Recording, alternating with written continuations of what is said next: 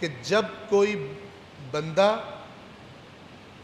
اللہ کی بارگاہ میں آتا ہے نماز پڑھنے کے لیے، لیکن اس کی کیفیت یہ ہے کہ اس کی گردن پر کسی مسلمان کا حق ہے اور وہ اس حق کو واپس کرنے کا ارادہ نہیں رکھتا، کہتا میں نے نہیں دینا، ایک دفعہ حق ہے میری گردن پر لیکن میرا ارادہ ہے کہ میں واپس کروں گا، یہ کیفیت نہیں ہے، بلکہ میں نے کسی سے کچھ لیا یا کوئی ایسا مسئلہ کیا اور اب میں نے ارادہ کیا اس کو میں نے واپس ہی نہیں کرنا۔ اس حالت میں جب کوئی نماز پڑھنے کے لیے آتا ہے، امام فرماتے ہیں جب وہ نماز شروع کرتا ہے پروردگار اس پر لعنت کرتا ہے کہ اپنے مسلمان بھائی کے حق کو واپس کرنے کا ارادہ نہیں رکھتا تو میرے پاس کیا لینے آیا، کیونکہ نماز برائی سے روکتی ہے، نہ کہ تھپکی دیتی ہے کہ تیرا معاف ہو جائے گا، نہ دینا واپس، مربوط ہے سارے احکام اسلام میں۔ اب اس حالت میں یہ نماز کون سی ہو جائے گی؟ صلاۃ لا ترفع، یہ نماز اوپر نہیں جائے گی، میں نے اپنے اندر قابلیت خراب کر دی۔ اور اس کے بعد وَمِن دُعَاءٍ لَا يُسْمَعْ، اور اے اللہ میں تیری پناہ مانگتا ہوں اس دعا سے جو سنی نہیں جاتی۔ اللہ سب کچھ سنتا ہے، نہ سنا جانا سے مراد قبول نہ ہونا ہے۔ اس کے بارے میں روایات میں ہے کن کی دعائیں نہیں سنی جاتی،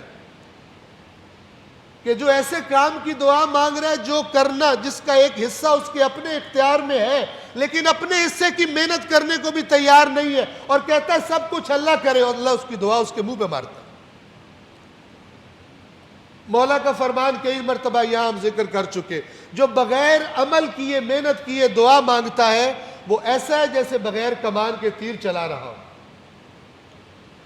دعائیں اس لیے نہیں ہے کہ انسان کام چور اور غیر ذمہ دار بنا دیے جائے، بلکہ دعائیں کہتی ہے کہ تجھے جو اللہ نے طاقت دی ہے اسی نے دی ہے نا، اسی نے عقل دی ہے، تو کام کر، محنت کر اور دعا بھی کر خدا سے، جو کمی رہ جائے گی اللہ تبارک و تعالی پوری فرما دے۔ نہ یہ کہ دعا کا مطلب ہے ہم نے کچھ نہیں کہا۔ صلوات پڑھیں محمد علیہ۔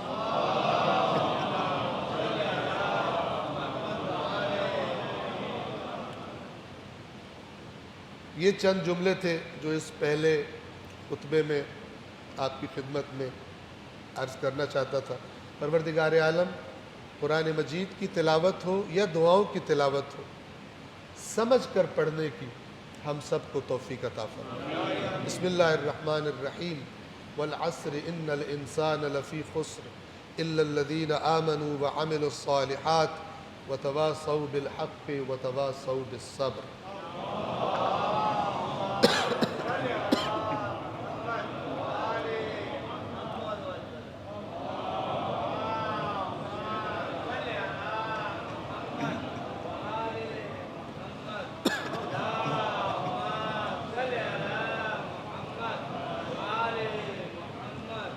اعوذ باللہ من الشیطان الرجیم، بسم اللہ الرحمن الرحیم، الحمد للہ رب العالمین، بارئ الخلائق اجمعین، والصلاة والسلام علی نبیہ وصفیہ وحافظ سرہ ومبلغ رسالاتہ سیدنا ونبینا ابی القاسم محمد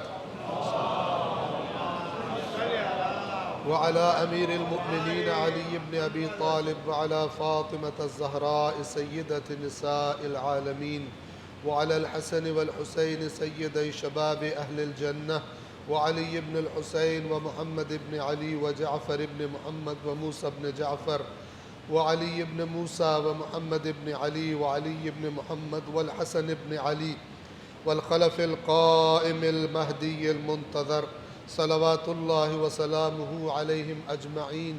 اللہم اغفر للمؤمنین والمؤمنات والمسلمین والمسلمات الاحیاء منہم والاموات، تابع بیننا وبینہم بالخیرات انک مجیب الدعوات انک علی کل شیء قدیر۔ صلوات پڑھیں۔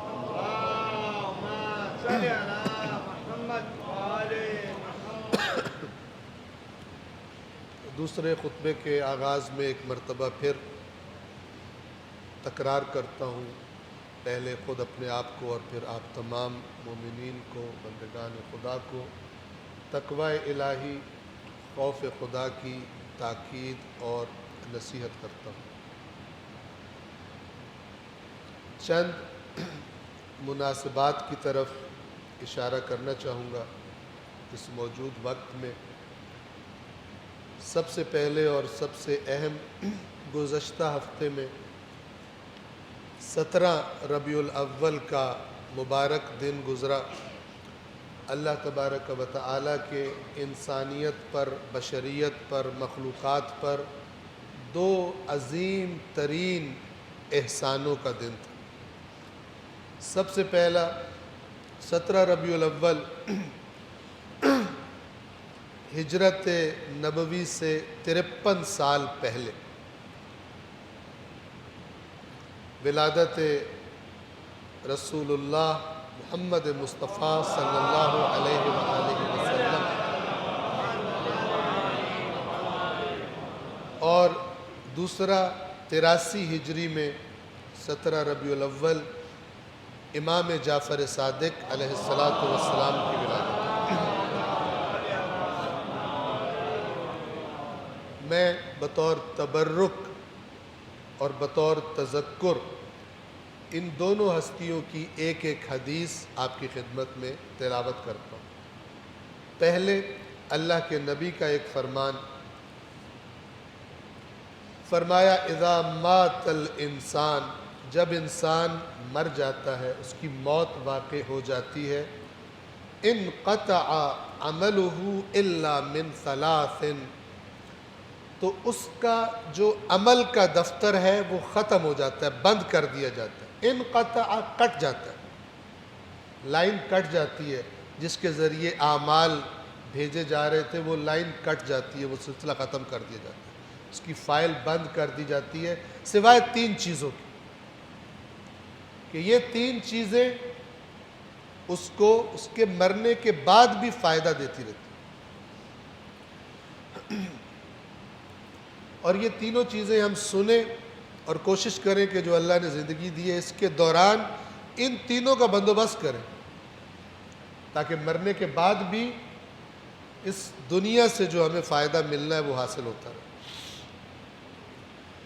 فرمایا الا من صدقۃ جاریہ، کون کون سی 3 چیزیں؟ پہلی چیز صدقہ جاریہ، ایک صدقہ ہے کہ جو آپ کسی کو دیتے ہو، ایک دفعہ اس کا پیٹ بھرتے ہو، ختم، شام کو دوبارہ اس کو بھوک کھانے کی ضرورت محسوس ہوتی، اور بعض دفعہ آپ ایسا صدقہ دیتے ہو کہ جس کا اثر دیر پا ہے۔ آپ مثلا ایک انسان کو روزگار کا بندوبست کر دیتے، آپ ایک انسان کو تعلیم کا بندوبست کر دیتے، ایسا کام کرتے ہیں کہ جس کا اثر دیر پا ہے، آپ دنیا سے چلے جاتے ہو، یہ جاری ہے۔ آپ کسی کو نیکی کی ہدایت کر دیتے ہو، وہ نیکیاں کرتا ہے، قرآن نے گواہی دی ہے، آپ کا حصہ جاری ہے، چونکہ آپ کی وجہ سے اس کی توجہ اچھی ہوئی تھی۔ اور اگر آپ خدا نخواستہ کسی کو غلط سائڈ پہ لگاتے ہو، آپ دنیا سے چلے جاتے ہو، وہ عمل کر رہا ہے خراب، آپ کے پیچھے بھی عذاب میں اضافہ ہو رہا ہے۔ یہ قرآن کی دونوں آیات ہیں، اچھائی میں وسیلہ بننے والا اور برائی میں وسیلہ بننے والا، دونوں اس اچھائی اور برائی میں جب تک وہ ہوتی رہے گی شریک ہے۔ آپ اندازہ کریں ادھر سے اچھائی والا معاملہ کتنا زبردست ہے اور ادھر سے برائی والا معاملہ کتنا خطرناک ہے۔ اوپر عذاب ہوگا، کہے گا میں نے تو یہ نہیں کیا، تو بتایا جائے گا کہ تو شروع کروا کے آیا تھا، تو نے یہ خرابی شروع کروائی تھی، تو نے یہ بدعت شروع کروائی تھی اور لوگ اسے کر رہے ہیں، اس کا عذاب تو بھگتے گا۔ پس صدقہ جاریہ کوشش کریں اپنی زندگیوں میں، کوئی نہ کوئی چند سال کا پلان بنائیں، چند مہینوں کا پلان بنائیں، کوئی ایسا کام کریں کہ جو صدقہ جاریہ ہے، آپ کی زندگی کے بعد بھی آپ کو فائدہ پہنچے۔ او علم ينتفع به، یا کوئی ایسا علم چھوڑ کے جائے جس سے فائدہ اٹھایا جاتا رہے. ایسی کوئی علمی اثر، کوئی کتاب، کوئی بھی چیز جس سے اس کے بعد بھی لوگ سن کے پڑھ کے فائدہ اٹھائیں. یہ بھی صدقہ جاریہ ہی کی ایک شکل ہے، لیکن الگ سے بیان کیا. کوئی علم جس سے فائدہ اٹھایا جاتا ہے. او ولد صالح یدعو لہ، یا ایسی نیک اولاد جو اس کے لیے دعائیں مانگے. ایسی نیک اولاد جو اس کے لیے دعائیں مانگے. یہ بھی آپ توجہ کریں تو باپ کا حصہ ہے اس کام میں بھی، ماں کا حصہ ہے اس کام میں بھی، کیونکہ بیٹے کی تربیت صالح کیوں ہے، نیک کیوں ہے؟ ماں باپ نے توجہ کی تھی. اور اب یہ پیچھے سے ماں باپ کے لیے دعائیں کرتا ہے. ان دعاؤں کو اللہ ماں باپ کے حق میں قبول فرماتا ہے. صلوات پڑھیں محمد وآلہ.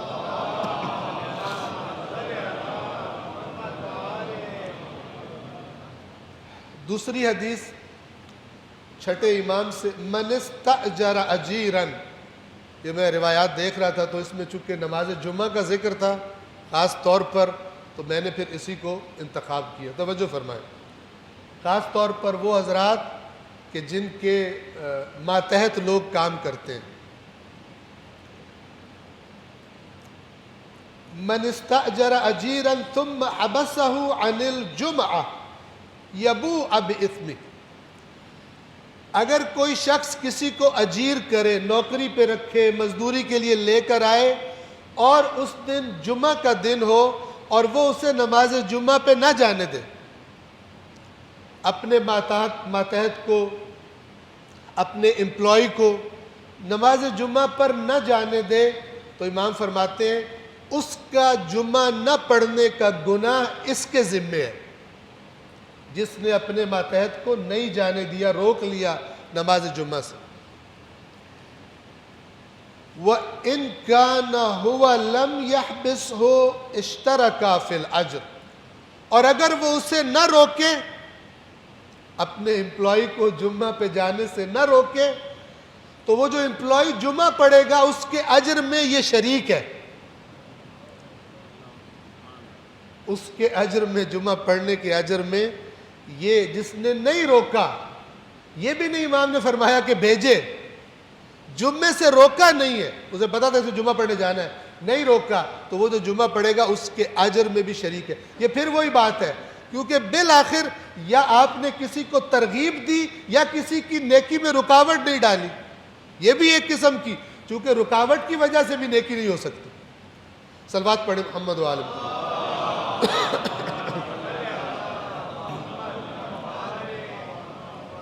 20 ربیع الاول 227 ہجری ایک بڑی مشہور و معروف شخصیت کہ جن کا نام بشر تھا، لیکن حافی کے نام سے لوگ انہیں یاد کرتے تھے. اور حافی اس لیے ان کا لقب پڑا کیونکہ وہ ننگے پاؤں رہتے تھے. اور بعض منابع کے مطابق، روایات کے مطابق، یہ کیسے ہوا تھا؟ یہ پہلے اچھے انسان نہیں تھے، اور اس گھر میں غلط لہو و لعب کی محفلیں ہوتی تھیں.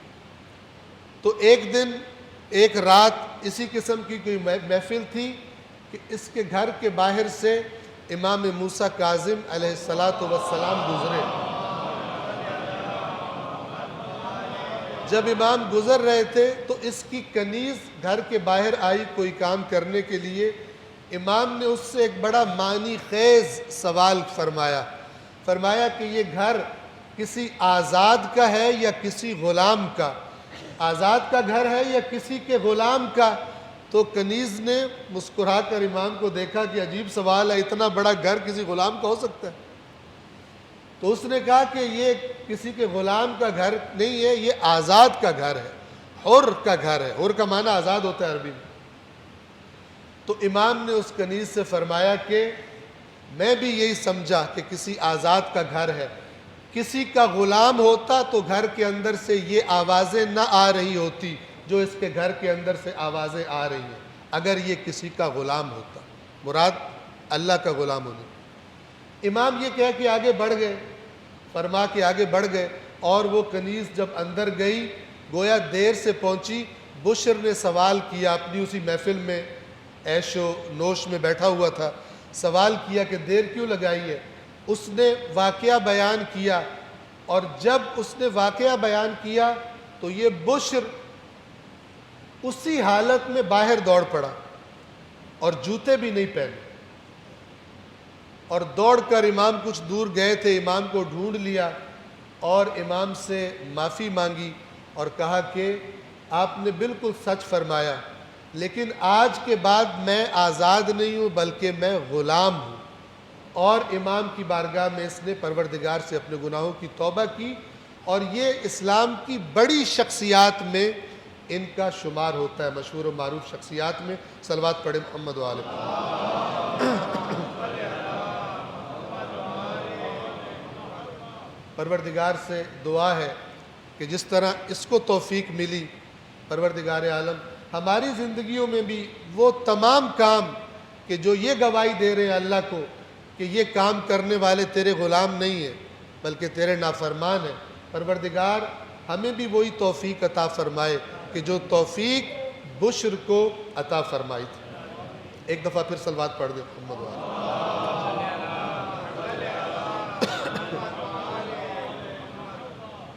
21 ربیع الاول بعض روایات کے مطابق وہ دن ہے کہ جس دن میں حضرت لوط علیہ السلام کی قوم پر عذاب آیا تھا، اور ان کا گناہ اور ان کا جرم کہ جس کو اللہ تعالیٰ نے بڑے سخت الفاظ میں یاد کیا ہے اور قرآن میں بار بار ذکر کیا ہے، وہ ہم جنس پرستی تھا، کہ جس کی آج ہماری دنیا میں انسانی حقوق کے نام پر ترویج کرنے کی شدت سے تحریک چلائی جا رہی ہے، اور تمام ممالک میں بشمول ہمارے اپنے ملک پاکستان کے سکولز کے لیول پر اور پھر کالجز اور یونیورسٹیز میں بچوں کے ذہن میں وہ بچے کہ جن کے والدین نے ان کو اللہ کا دین پراپر سکھانے پر، سنجیدگی سے سکھانے پر توجہ نہیں دی، دنیا پر اپنے بچوں کی بہت توجہ دی ہے، اہمیت دی ہے، لیکن دین کو وہ توجہ نہیں دی، سنجیدہ نہیں لیا، کسی پلان کے تحت نہیں کیا، تو ان پر یہ حملہ جاری ہے۔ اور آپ کو بس میں اشارہ کر دوں اور اس خطبے کو تمام کروں کہ پہلے ایک جگہ پر اور پھر ایک اور جگہ پر دو بچوں نے خود مجھ سے یہ ذکر کیا کہ ہمیں ہماری ٹیچر نے یہ بتایا ہے کہ قوم لوط پر جو عذاب آیا تھا وہ ہم جنس پرستی کی وجہ سے نہیں تھا، بلکہ وہ اس لیے تھا کیونکہ وہ لوگ ڈاکے مارتے تھے، اور یہ کہنے والوں نے ان کو یہ بتایا کہ قرآن میں یہ لکھا ہوا ہے۔ تو میں نے ان بچوں سے پوچھا کہ آپ نے قرآن پڑھا ہے؟ تو انہوں نے کہا نہیں، ہم نے قرآن نہیں پڑھا۔ تو یہ نتائج ہیں، اور ایسے نتائج کا ڈھیر ہے کہ جب قرآن پڑھا جائے گا تو پتہ چلے گا کہ نہ پڑھنے کی وجہ سے کتنی بڑی بڑی بیماریاں اور کتنی بڑی بڑی خرابیاں ہم ان کی زد میں آئے ہوئے ہیں۔ اور پھر قرآن کا وہ شکوہ بھی رسول اللہ کا یاد رکھیں روز قیامت کہ میری امت نے اس قرآن کو چھوڑ دیا تھا۔ ایک درس میں نے یہ بات کی، وہاں پر ایک بچہ بیٹھا تھا، اس درس کے بعد وہ میرے پاس آیا اور کہا میرے ٹیچر نے بھی یہی مجھے کہا ہے ہماری کلاس میں کہ قوم لوط پر عذاب ہم جنس پرستی کی وجہ سے نہیں بلکہ ڈکیتیوں کی وجہ سے آیا تھا۔ اور میں نے پھر ان کو آیات دکھائی، بتائی، میں نے کہا کہ ایسا نہیں، لیکن بچوں کو، بڑوں کو نہیں پتا قرآن کا، بچوں کو کہاں سے پتا ہو۔ پروردگار عالم سے دعا ہے پروردگار ہماری قوم پر، اس امت پر اے پروردگار رحم فرما، اور ہمیں قرآن مجید اور محمد و آل محمد کے فرامین اور تعلیمات کو پڑھنے کی خواہش عطا فرما، رغبت عطا فرما، اور اپنی اولادوں کو انہی کے سائے میں تربیت کی توفیق عطا فرما۔ بسم اللہ الرحمن الرحیم، قل هو اللہ احد اللہ الصمد لم یلد ولم یولد ولم یکن لہ کفوا احد۔ صدق اللہ العلی العظیم۔ والسلام علیکم ورحمۃ اللہ وبرکاتہ۔